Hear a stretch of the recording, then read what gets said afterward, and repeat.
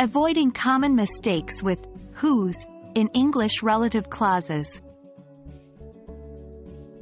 Hello learners. Welcome back to another exciting session. Today, we're delving into a fascinating topic: relative clauses with whose. We'll focus specifically on understanding the common mistakes learners often make when using whose and how to avoid them. Get ready to perfect your grasp of English relative clauses. Before we tackle the common mistakes, let's first understand what whose is. Whose is a relative pronoun used in English to indicate possession. Just like who refers to people and which refers to things, whose helps us connect a noun to a phrase that tells us something about that noun. Let's now dive into the common mistakes and how we can steer clear of them.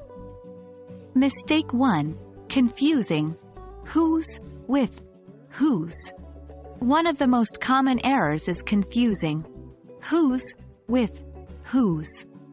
Remember, whose is a contraction of who is or who has, whereas whose indicates possession. Incorrect. The man whose car is parked outside is looking for you. Correct. The man whose car is parked outside is looking for you. Mistake 2. Using whose only for people. Many learners think that whose can only be used to refer to people. This is not true. Whose can refer to people, animals, and things.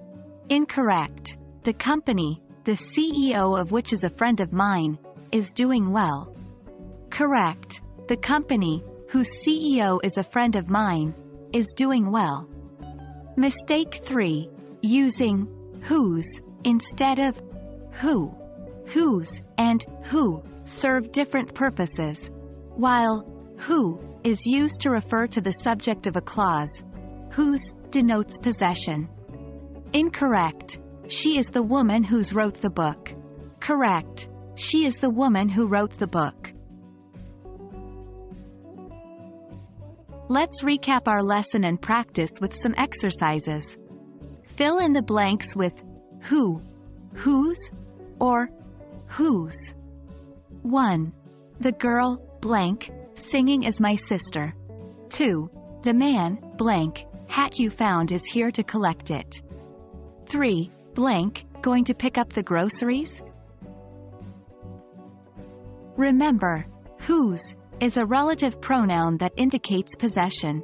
Whose can refer to people, animals, and things.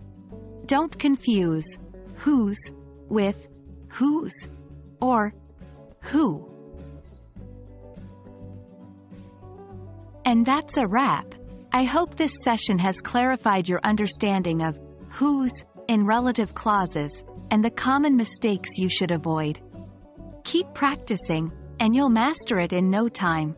Stay tuned for more sessions on English language learning. Keep learning and growing.